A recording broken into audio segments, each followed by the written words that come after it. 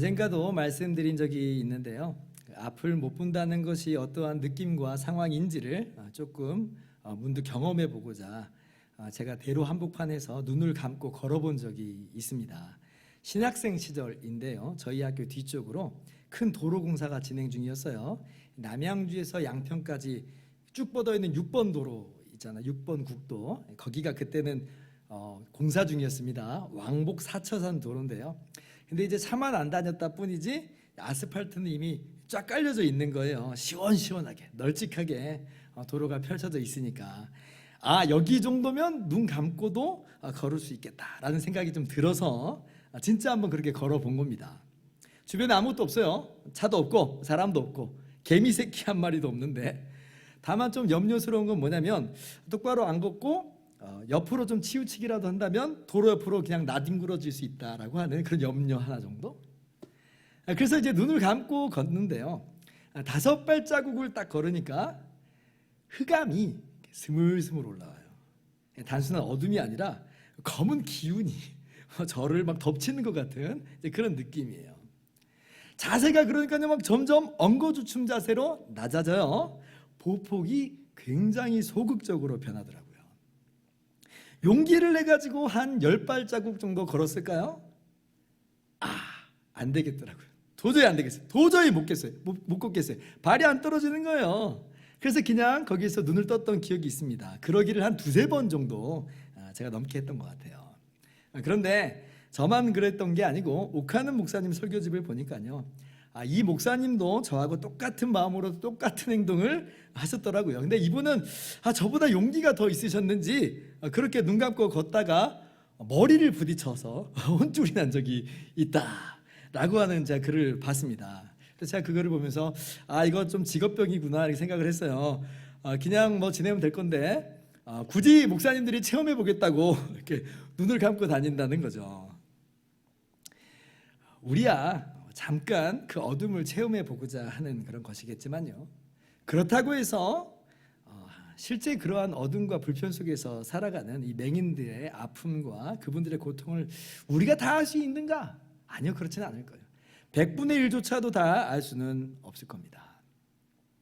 오늘 우리가 만나는 한 맹인의 인생 역시도 무척이나 고단하고 피곤한, 끝없는 어둠 속에서 허덕이는 그러한 삶이었어요.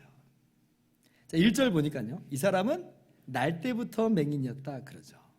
인생의 출발부터가 다른 사람하고 좀 달라요. 볼 수 있다라고 하는 것이요, 다른 사람들은 너무나 당연하게 생각되는 건데요, 근데 이 사람은요, 한 번만이라도 볼 수만 있다면 하는 게 그 인생 가운데도 있는 너무 간절한 소원이었었던 거죠. 우리는 숨 쉬는 것만큼이나 정말 자연스러운 이 본다는 것인데, 그런데 이 맹인은 전혀 누릴 수가 없었고요. 따라서 이 보는 곳에서부터 오는 그 인생의 행복, 이런 행복이요, 이 맹인에게는 원천적으로 차단되어 있었습니다. 얼마나 가련한 인생이에요. 근데 이제 뿐만 아니라 보지 못하는 것으로 말미암는 정서적인 상처, 그런 어둠이 또 그의 인생을 억누르고 있었을 겁니다. 아주 어렸을 때는 다른 사람하고 자신하고 다 똑같을 거라고 생각을 했겠죠. 시각이라고 하는 그런 감각 자체를 몰랐기 때문에 다 자기 같은 줄 알았을 거예요. 그런데 점점 자라면서 자신이 다른 사람하고 좀 다르다는 걸 깨닫습니다. 사람들이 도통 내가 알아들을 수 없는 이야기를 주고받는 거예요. 내가 아는 세상하고 그들이 아는 세상의 모습하고 좀 달라요. 그들은 볼 수 있고 또 보면서 행동할 수가 있어요. 얼마나 거기에서 소외감과 외로움이 있었을까. 사람들이 나의 세상하고는 다른 세상에서 살아가는 거죠. 나 혼자만 뚝 떨어져서 어둠 속에서 방황하는 것 같은 그러한 상처, 그렇죠?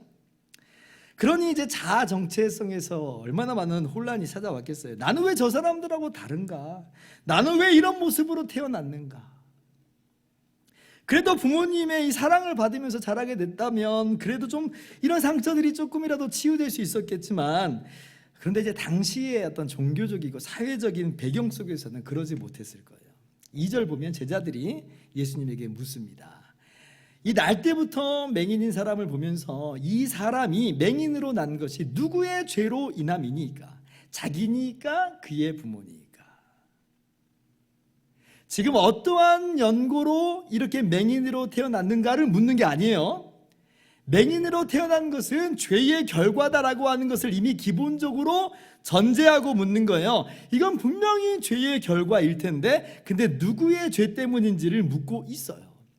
이 제자들의 시각이 무슨 별종 같은 그런 생각이 아니었을 거예요. 당시 일반인들의 보편적인 생각이었죠. 34절을 여러분이 보시면 알겠는데, 거기에 바리새인들의 시각이 고스란히 묻어 나와 있어요. 이 맹인을 향해서 뭐라고 말하냐면, 너는 온전히 죄 가운데서 난 사람이라 이렇게 말해요. 제자들도 마찬가지였을 거라는 거예요. 맹인으로 태어났다는 것은 죄의 결과라고 하는 거죠. 자, 그렇다면 이 맹인은 자기 스스로를 어떻게 생각했을까요? 똑같았겠죠. 맹인 자신도 그러한 생각으로 자신을 규정지으면서 살았을 거예요. 나는 저주받은 인생이다. 나는 죄 가운데서 태어난 인생이다. 나는 태어날 때부터 복하고는 멀리감치 떨어져 있는 버림받은 인생이다. 철없을 때는 왜 나를 이런 모양으로 태어나게 하셨냐고 하나님께 원망하는 원망을 했겠지만요. 근데 사회에 순응하면서 나서는요, 아마 스스로 자책하고 체념하고 그렇게 살았을 거예요. 나는 날 때부터 죄인이다. 그 마음의 상처가 그 안에 자리 잡고 있을 수밖에 없어요. 게다가 이 보지 못하는 것으로 인한 생계의 곤란함이 이 맹인의 인생에 또 드리워져 있었을 겁니다. 8절 보니까 거린이었다 그러죠. 거린. 다른 사람의 호의를 구걸하면서 그렇게 간신히 연명하고 있었던 사람이었던 거예요. 그래도 조금 넉넉한 집안에서 태어났다면, 그래도 조금 사회적 지위가 있는 그런 가정에서 태어났다면 안 그랬을 텐데, 유감스럽게도 이 맹인의 부모는 그런 위치에 있지 않았던 것 같습니다. 18절 보면요, 이 맹인의 부모가 아직 생존해 있는 것을 봐요. 저는 생각해 봤어요. 아니, 부모가 생존해 있는데도 구걸하러 다닌단 말인가? 그러니까 자연스럽게 어떤 생각으로 연결되냐면, 부모 역시도 사회적으로 하층민 인생이 아니었을까. 그렇지 않고서야 이 자녀가 이렇게 거린으로서 살도록 하진 않았겠잖아요. 평생 벌어놓은 것 없는, 그래서 앞 못 보는 자식을 도와줄 능력이 없어서 그저 가슴만 두드리고 있는 이 가정의 아픔을 고스란히 느낄 수가 있는 것이죠. 그래서 이 맹인은 정말 참 불행한 사람이에요. 앞도 못 보죠. 죄와 저주 가운데서 났다고 하는 그 시선들과 그 자책감 속에서 살고 있죠. 자신도 가정도 가진 것이 없어서 구걸하면서 간신히 살고 있는 인생이에요. 그러니 정말 불쌍한 사람입니다. 그런데 지금 제자들이 난데없이 이 맹인의 이 불행을 들추어내면서 예수님께 물어요. 이 사람이 맹인으로 난 것이 누구의 죄로 인함이니까? 만약 이 질문이요, 맹인의 귀에 들릴 만큼 가까운 거리에서 했던 거라면 아마도 이 사람의 상처에 소금물 뿌리는 듯한 어떤 그러한 아픔을 다시금 느끼고 있지 않았을까, 이렇게 생각을 해봅니다. 그렇다고 꼭 제자들이 무슨 남의 불행에 전혀 공감하지 못한 사람처럼 생각할 필요는 없을 것 같아요. 어쩌면 이 제자들의 질문은 당시의 시대상을 반영해가지고 누구의 죄로 미남이니까 라고 묻긴 했지만, 그들도 의아함으로 물어보는 것일 수 있어요. 아니, 정말 그런 겁니까? 정말 그런 겁니까? 제자들이 이런 의문이 드니까 물어봤겠지. 만약 그렇지 않다고 한다면 정상적인 이성과 감성을 가지고 이런 질문을 할 수는 없겠잖아요. 어쨌거나 오늘 본문 말씀은 그러한 제자들의 질문에 대한 예수님의 대답입니다. 여러분, 오늘 말씀을 통해서, 오늘 주님의 대답을 통하여서, 오늘 주님의 행동을 통해서 예수님이 어떤 분인지, 어떠한 일을 행하셨는지 깊이 깨달아 아는 은혜가 있기를 바랍니다. 그리고 어두웠던 우리 인생 가운데 찾아와 주시고 부어주시는 주님의 놀라운 은혜와 사랑을 깊이 누리게 되시기를 주님의 이름으로 축원합니다. 첫째로, 우리 주님께서는 이 맹인의 상한 감정을 어루만져 주셨습니다. 3절 말씀 상반절이에요. 예수께서 대답하시되 이 사람이나 그 부모의 죄로 인한 것이 아니라. 의문을 품고 있긴 하지만 여전히 이 사람이냐 부모 때문이냐 하는 이 제자들의 양자택일의 질문 속에서 주님께서는요, 둘 다 아니라고 말씀하시는 거예요. 모르긴 몰라도 이 순간 가장 귀가 번쩍 뜨이는 사람은 맹인이었겠죠. 아니 뭐라고? 나 때문도 아니고 부모의 죄 때문도 아니라고?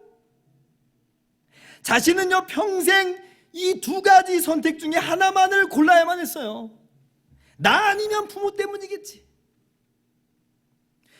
근데 뭐 설사 부모의 죄라고 한들 내가 어떻게 나를 낳아주신 그분을 원망할 수 있겠어? 그저 내 죄 때문이려니 하고 내가 감내하는 것이야 라고 하면서 그런 마음으로 살았어요. 그런데 지금까지 자기가 알고 있는 정답들과 전혀 다른 대답이 예수님의 입에서 들려지는 거예요. 이 사람이나 그 부모의 죄로 인한 것이 아니라. 그러니 얼마나 놀랐겠습니까? 얼마나 이것이 기가 막힌 그러한 음성으로 들렸겠어요. 아마 귀가 쫑긋 세워졌을 거예요. 물론 그렇다고 예수님께서 인류에게 찾아온 그 모든 질병이나 저주, 죽음이 궁극적으로 죄로 말미암아 주어지게 된 것을 지금 주님께서 부정하면서 말씀하시는 것은 아니에요. 우리가 이것은 좀 주의를 해야 됩니다. 여러분, 모든 질병과 고통과 저주와 죽음은요 궁극적으로 아담의 타락으로 말미암는 결과가 맞아요. 주님께서는 우리 인류의 근본적인 이 죄 문제에 있어서 그 누구에게도 면책권을 주지 않아요. 잠깐 누가복음 13장 말씀을 좀 살펴본다면 당시에 실로암에서 망대가 무너져가지고 무려 18명이 치여 죽는 그런 대형 참사가 벌어집니다. 근데 그때도 사람들은 이렇게 생각을 했어요. 치여 죽은 사람들이 뭔가 더 나쁜 짓을 했던 것이 분명해, 그래서 벌 받은 거야, 이렇게 생각했던 모양이에요. 그런데 주님께서 그때 뭐라고 말씀하셨냐면 누가복음 13장 4절 보니까 또 실로암에서 망대가 무너져 치여 죽은 16사람이 예루살렘에 거한 다른 모든 사람보다 죄가 더 있는 줄 아느냐? 분명히 이것이 저 사람들이 더 죄가 있기 때문에 당하는 참사는 아니라고 말씀하고 있는 거예요. 자, 그런데 5절 말씀 보니까 너희에게 이르노니 아니라 너희도 만일 회개하지 아니하면 다 이와 같이 망하리라. 예수님께서요 지금 이게 죄가 더 있고 없고의 문제가 아니고 이건 그냥 우연이야 이렇게 말씀하신 게 아니라는 거예요. 이 사망 사건을 죄의 결과로 구체적으로 저 사람에게 적용한 것은 절대적으로 거절하셨지만 보세요, 온 인류가 죄에 빠져 있고 그러므로 사망의 그늘이, 어둠의 그늘이 모든 인류에게 드리워져 있는 것을 분명하게 말씀하신 거예요. 그래서 오늘 본문도 그런 각도에서 이해를 해야 됩니다. 온 인류가 죄와 그로 말미암는 비참에 빠져 있는 것 맞아요. 그러나 지금 이 맹인이 겪고 있는 구체적인 비참에 대해서 이 사람이 남들보다 더 죄인이라서 그렇다, 그건 절대로 아니라는 거예요. 그렇게 일반적으로 적용할 게 아니라는 거죠. 여러분, 구약 성경에 욥이라고 하는 인물을 여러분도 잘 아실 거예요. 동방의 의인이고 거부고 하나님을 정말 경외하는 사람입니다. 그런데 하루아침에 그 온 재산을 다 잃게 됩니다. 재앙이 내려요, 그 집안에. 대풍이 집 기둥을 내리치니까 그 집에 머물고 있는 10명의 자녀가 하루아침에 다 죽습니다. 대형 참사죠. 그리고 자신도 온몸에 악성 종기가 나서 피고름이 온몸에 덕지덕지 붙어 있어요. 그걸 견디지 못하고 또 질그릇 조각으로 긁고 있어요. 한번 상상해 보세요. 정말 끔찍하게 그지없는 그런 상황이에요. 근데 정말 견딜 수 없는 건 뭐였냐면 그 욥에게 이제 위로한다고 친구들이 찾아옵니다. 근데 이제 이 친구들이 7일 동안이나 아무 말하지 않고 그 욥과 같이 앉아 있어요. 이걸 보면 이 친구들도 정말 좋은 친구들이에요. 그런데 결국 그 친구들의 입에서 나온 위로와 격려라고 하는 게 뭐냐면, 야, 한번 생각해 봐봐. 네가 뭔가 잘못한 게 있으니까 그렇게 벌 받은 것일 거야. 회개해. 그러면 하나님께서 회복시켜 주실 거야. 이게 이 친구들의 입에서 나온 말이었어요. 언뜻 들으면 위로 같은 말이지만, 그런데 이게 뭐예요? 사실 지금까지 욥이 해왔던 모든 경건한 삶, 송두리째 부정하고 있는 말이에요. 순식간에 위로하는 친구들은 그 욥에 비해서 훨씬 의로운 존재가 되어버렸어요. 왜요? 자기들은 지금 그런 재앙 겪고 있지 않잖아요. 그들이 의도하지 않았던 그랬다는 거예요. 그러니까요, 욥이 견디지를 못해요. 자신의 인생이 부정되는 것 같아요. 너무 힘들어요. 육신의 상처도 상처지만 이런 마음의 상처가 욥기 전체를 강태하고 있어요. 그런데 욥기도 보세요. 하나님께서 그 욥의 친구들의 말을 결코 옳다 하시지 않아요. 인생이 겪는 구체적인 비참함에 대해서 그렇게 쉽게 권선징악의 논리로 모든 것을 풀 수 있다고 말씀하시는 것이 아니라는 거예요. 여러분, 사람이 겪는 고난에 대해서 오늘날도 많은 수근수근거림이 있습니다. 앞에서는 말 안 한다고 할지라도 그 다른 사람들의 태도나 말투를 들어보면 그러는 거예요. 생각해봐봐. 뭔가 네가 잘못한 게 있을 거야. 안 그래도 겪는 고통이 있어요. 안 그래도 평생 자책하면서 살았어요. 그런데 그런 외부의 시선까지 감당하기에는요, 우리가 받는 그 상처가 너무 커요. 그런데 오늘 주님께서 우리에게 위로의 말씀을 들려주시는 거예요. 이 사람이나 그 부모의 죄 때문이 아니다. 맹인에게는요, 이 말씀이 정말 큰 감동이 되었을 거예요. 눈물 나도록 위로가 됐을 거예요. 그 누구도 이렇게 얘기해 준 적이 없거든요. 너 아니면 부모의 죄야, 이렇게만 말했지 나에게 이렇게 말해준 사람이 없어요. 그러나 주님께서는 너 때문도 아니고 부모 때문도 아니다. 여러분, 주님의 말씀에 귀를 기울이시기를 바랍니다. 그리고 동일하신 주님의 위로를 여러분은 경험하심으로 여러분의 깨지고 상한 심령 어루만져짐을 주님께서 고쳐주심을 깨달아 하시기를 바랍니다.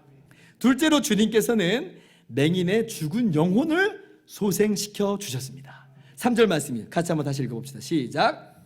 예수께서 대답하시되 이 사람이나 그 부모의 죄로 인한 것이 아니라 그에게서 하나님이 하시는 일을 나타내고자 하심이라. 자, 예수님께서 말씀하시기를 이것은 그에게서 하나님이 하시는 일을 나타내려는 것이다, 그렇게 말씀하세요. 우리가 이 말씀의 의미를 좀 주의해서 이해를 해야 됩니다. 제가 어렸을 때 들어왔던 설교에 따르면 오늘 이 말씀을 굉장히 단순하게 가지고 지금 이 건은 네 죄 때문도 아니고 네 부모 죄 때문도 아니고 너를 치료하셔서 하나님께서 영광 받으시고자 하신 것이야. 그래서 네가 지금 아픈 거야. 목사님들이요, 이렇게들 말씀하셨어요. 그래서 이제 누가 아프다 하면 전에는 그냥 답이 이지선다였죠. 근데 이제 답이 삼지선다가 된 거예요. 자기 죄 때문이든지 부모 죄 때문이든지 아니 하나님께서 고쳐주셔서 영광 받으시려고 하든지. 여러분, 이게 분명히 마음에 위로가 되긴 했습니다마는, 그렇죠? 왜냐하면 이게 꼭 내 죄 때문은 아닐 수 있으니까. 그런데 이제 이게 또 어떤 문제가 생기기 시작했냐면, 그러면 하나님께서 이제 치료해 주시고 고쳐 주셔야 하는데 근데 낫지를 않는 거예요. 낫지를 않아요. 그러니 이게 또 마음에 무거운 짐이 돼요. 왜 하나님이 안 낫게 해주실까? 하나님의 영광을 위한 거라며 왜 안 낫게 해주시는 걸까? 제가 청년 시절에요, 그래서 함께 교회 다녔던 친구가 오늘 이 말씀을 굉장히 부담스러워하고 어려워했던 기억이 나요. 이 친구가 혈우병인데요. 혈우병 여러분 뭔지 아시죠? 피가 응고되지 않는 병이어서 평생 혈소판을 이제 주사 맞고 살아야 됩니다. 근데 이게 어렸을 때 발병을 했고요. 어렸을 때 발병을 했는데 이 치료 시기를 놓쳐가지고요. 혈관이 이제 몸을 때린 거예요. 그래서 뇌도 머리도 상하고 몸도 이곳저곳 고장이 많이 났습니다. 그리고 부모님도 이혼하시고 어머니께서 정말 힘들게 이 친구를 키워오신 거예요. 이 친구도 어머니도 신앙생활을 오랫동안 해왔습니다. 잘 믿는 가정이에요. 그리고 병원도 많이 다니고 그리고 기도도 많이 받고 그랬어요. 너무 힘드니까 어떻게든 주님 고쳐달라고 정말 주님만 붙잡는 거죠. 그러니까 이제 그때마다 기도해 주시는 분들이 얼마나 간절히 기도했겠어요. 이 병은 하나님이 하신 일을 나타낸 것이다 라고 하면서 정말 기도를 간절하게 해주십니다. 안수를 하면서 막 꾹꾹 눌러가면서, 제가 그 당시에 순복음교회 다녔는데 얼마나 순복음교회 열정이 많아요. 그냥 꾹꾹 누르는 거예요. 근데 문제는 안 나아요. 그러니까 이제 다른 의미에서 마음이 지쳐가는 거예요. 남들은 낫게도 해주시는데 왜 나는 낫지를 않는가? 하나님께서 내게는 일하시지 않기로 했나 보다. 또 다른 의미에서 하나님이 나를 거절하신 것 아닌가 하는 소외감, 이게 찾아온 거예요. 이것은요, 오늘 하나님이 하시는 일을 그저 육신을 치료하는 일로만 생각해서 그렇게 오해해서 그렇습니다. 4절 보세요. 자, 주님께서 하나님이 하시는 일을 이제 어떻게 표현하시냐면 나를 보내신 이의 일을 우리가 하여야 하리라, 이렇게 말씀하세요. 이 맹인의 눈먼 것을 주님께서 이 땅에서 오셔서 하시는 바로 그 일과 연결시켜서 말씀하고 계시는 거예요. 자, 그렇다면 주님께서 오셔서 이 땅에 오신 그 사명, 아버지 하나님께서 예수님을 이 땅에 보내셔서 이루게 하시는 일이 뭐예요? 가르치시는 일, 복음을 전하는 일, 치료하는 일, 다 맞아요. 다 맞아요. 다 주님이 하신 일이에요. 그러나 주님께서 이 땅에서 하시는 가장 본질적인 일은 우리 죄를 위해서 대신 십자가를 지시는 일이고, 그렇게 죄인을 구원하시는 일이에요. 자, 요한복음 3장 16절입니다. 하나님이 세상을 이처럼 사랑하사 독생자를 주셨으니 이는 그를 믿는 자마다 멸망하지 않고 영생을 얻게 하려 하심이라. 17절 같이요. 하나님이 그 아들을 세상에 보내신 것은 세상을 심판하려 하심이 아니요 그로 말미암아 세상이 구원을 받게 하려 하심이라. 하나님께서 그 아들을 세상에 보내신 것은, 하나님이 예수님을 보내주셨어요. 그 이유는요, 우리를 구원하시려고, 우리에게 빛을 주시려고, 우리에게 영생을 주시려고. 자, 그렇다면 이 소경에게, 이 맹인에게 주시는 말씀, 그에게서 하나님이 하시는 일들을 나타내려는 것이다 라고 하는 것은요, 단순히 그의 육신의 질병을 고쳐서 하나님이 영광 받으시는 그 정도 수준이 아닌 거예요. 보다 근본적으로 이 맹인을 통하여서 날 때부터 전적으로 무기력한 죄인을 거저 구원하시는 하나님의 은혜와 놀라운 사랑을 나타내시는 증거와 표적으로 사용하시겠다 하는 거예요. 그렇게 볼 때에 주님께서 그 다음에 하시는 일련의 행동들이 의미 없이 그냥 하는 행동들이 아니고 이러한 주님의 구원 사역의 의미를 드러내시는 행동임을 우리가 깨달을 수가 있습니다. 6절 말씀 보세요. 이 말씀을 하시고 땅에 침을 뱉어 진흙을 이겨 그의 눈에 바르시고, 7절 같이요. 이르시되 실로암 못에 가서 씻으라 하시니, 실로암은 번역하면 보냄을 받았다는 뜻이라. 이에 가서 씻고 밝은 눈으로 얻더라. 예수님이요 땅에 침을 뱉어요. 그렇게 진흙을 만들어 가지고 맹인의 눈에 붙이세요. 아니, 왜 이렇게 하시는 거예요? 왜 이렇게 하시는 거예요? 전에는요 말씀만으로도 치료하셨어요. 왕의 신하의 이 아들은요 멀리 떨어져 있는데 말씀으로만 능히 고치셨어요. 근데 왜 이리 번거로운 일을 하세요? 자, 그리고 또 실로암 못까지 가서 씻으라고 하시고, 사도 요한은 굳이 실로암이 어떤 뜻인지 번역까지 해놓아요. 의미가 있다는 거예요. 의미가 있다는 거예요. 여기에 대해서 뭐 이런저런 견해들이 있는데, 저희 대학원 교수님이신 김성수 교수님께서 설명을 너무 잘해 주셨어요. 뭐라고 해석을 해놓았냐면, 침을 뱉는 행동은 상대방에 대한 멸시를 나타내는 행동이요, 땅의 티끌도 낮고 천한 것을 가리키는 것으로서 맹인의 눈에 바른 진흙은 더러움의 극치를 나타내는 표라 할 수 있습니다. 이 맹인 그 자체라는 거예요. 이 맹인 그 자체라는 거예요. 죄로 인해서 저주받은 우리의 인생, 날 때부터 영원히 심판받고 멸망할 수밖에 없는 우리의 비참한 처지를 극적으로 표현해 주시는 것이라는 것이죠. 그러므로 이것은요 비단 오늘 소경에게만 해당되는 내용이 아니에요. 소경으로 대표되어 있을 뿐 사실은 우리 모두의 모습이에요. 우리 모두의 모습이에요.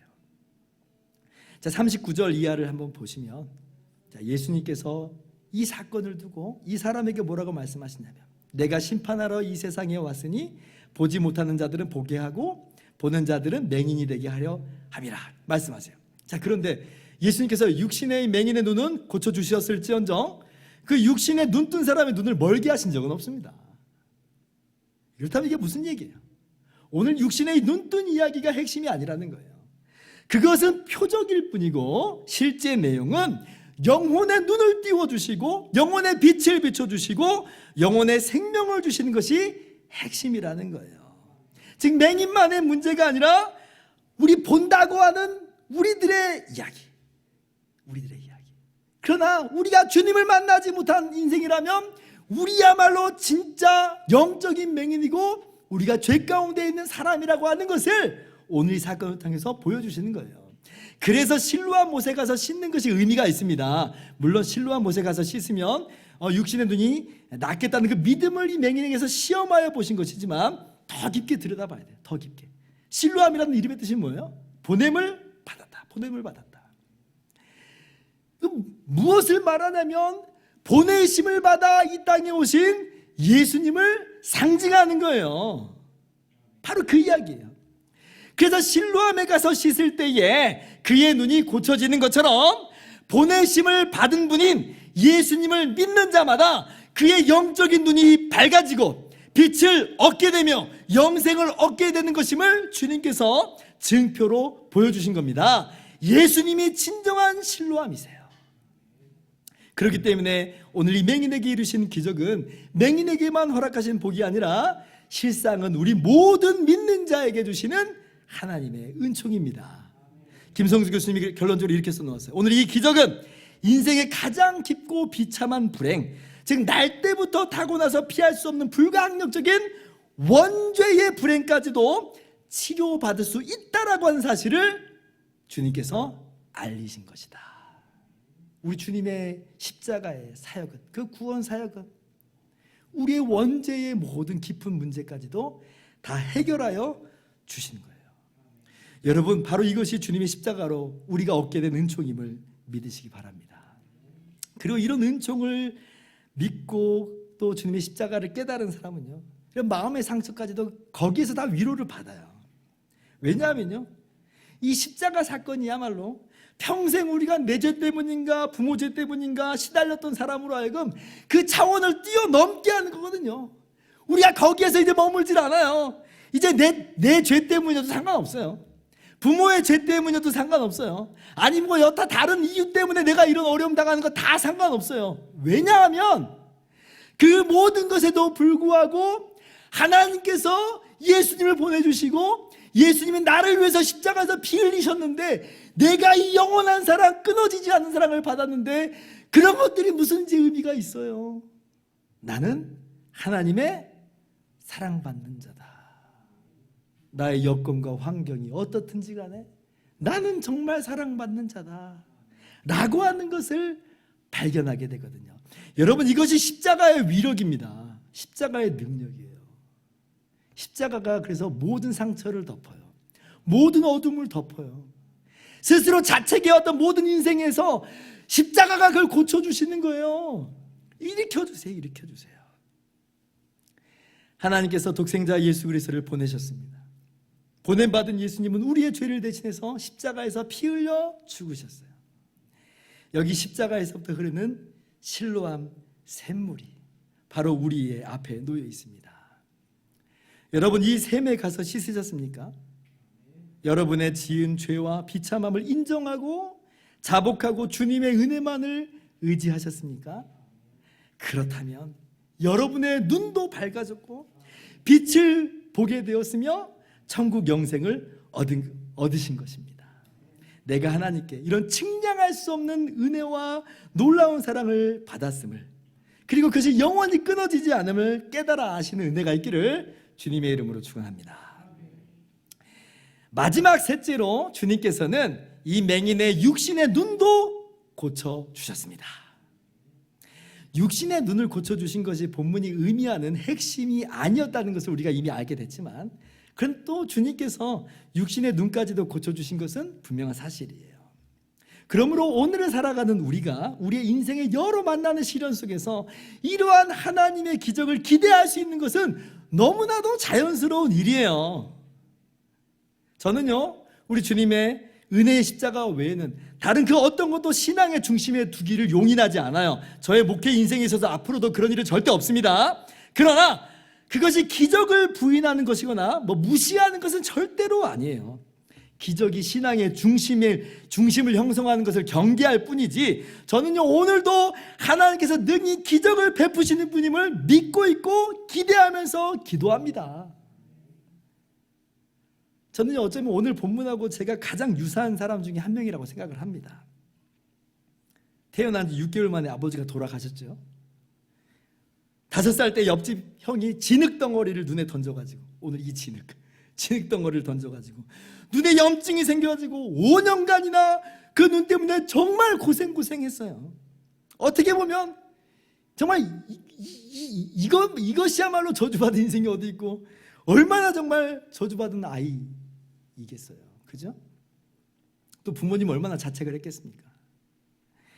그런데 그 인생의 더 큰 문제를 깨달았어요. 제가 얼마나 죄인인지, 얼마나 비참한 인생인지를 저 밑바닥을 보게 하는 사건이 있었습니다. 제 밑바닥을 제가 그때 봐버렸어요. 그런데 정말 놀라운 것은 주님께서 이 죄인을 불쌍히 여기셔서 예수님을 알게 하시고 믿게 하시고 구원하시는, 그래서 하나님께 사랑받는 자임을 깨달아 알게 하셨어요. 이게 얼마나 감사하든지, 이게 제 인생에 정말 비교할 수 없는 최고의 사건입니다. 자, 그런데 여러분도 보시면 알다시피 제가 5년간 그렇게 눈이 아팠는데, 병원에서조차 방법이 없어가지고 처방 좀 써주는 것밖에 못했는데, 근데 지금 제 눈이 어때요? 말짱하게 보고 있잖아요. 최후의 방법으로 기도원에 가가지고 기도하다가 그 다음날 눈이 나와버렸어요. 제가 기적의 산 증인이에요. 제가 기적의 산 증인이에요. 그래서 제 인생에 정말 큰 두 가지 사건은 뭐냐면, 뭐니 해도 첫째는 이 죄인을 구원하신 것, 그리고 두 번째는 하나님께서 저의 육신의 눈도 치료하여 주신 것입니다. 물론 눈이 낫지 않더라도 저는요, 저를 구원하여 주신 그 은혜만으로도 대만족입니다. 다른 바랄 것은 하나도 없어요. 그러나 하나님께서는 하나님의 뜻 가운데 분명 치료의 손길을 베풀어 주신다는 거예요. 그러므로 여러분, 지금 육신의 어려움이나 혹 환경의 어려움 가운데 있다면 우리를 사랑하시는 하나님께 기도하세요. 기도는 우리 하나님의 자녀된 우리들만 누릴 수 있는 놀라운 축복이에요. 하나님 아버지께서는 우리의 기도에 귀를 기울이시고 응답하여 주십니다. 예수 그리스도의 이름으로 나아갈 때에 하나님께서 우리의 기도를 들으신다 분명히 약속하셨어요. 날마다 기도의 응답을, 하나님의 역사를 경험하시는 여러분 모두 되기를 주님의 이름으로 축원합니다. 이제 말씀을 마칩니다. 오늘 이 맹인의 마음을 위로하시고 영혼을 소생시키시며 또 연약한 육신마저도 어루만져 주시는 우리 주님의 모습을 바라보시기를 바랍니다. 주님께서 오늘도 우리에게 찾아와 주세요. 그 문을 두드리고 계세요. 이 시간 여러분의 마음의 문을 활짝 여시기 바랍니다. 우리를 너무나도 사랑하시는 예수님을 인정하고 환영하고 경배하면서 예수님을 우리의 마음의 보좌에 모셔드리기를 바랍니다. 그럴 때에 여러분의 인생에도 실로암 샘물이 흐르게 될 것입니다.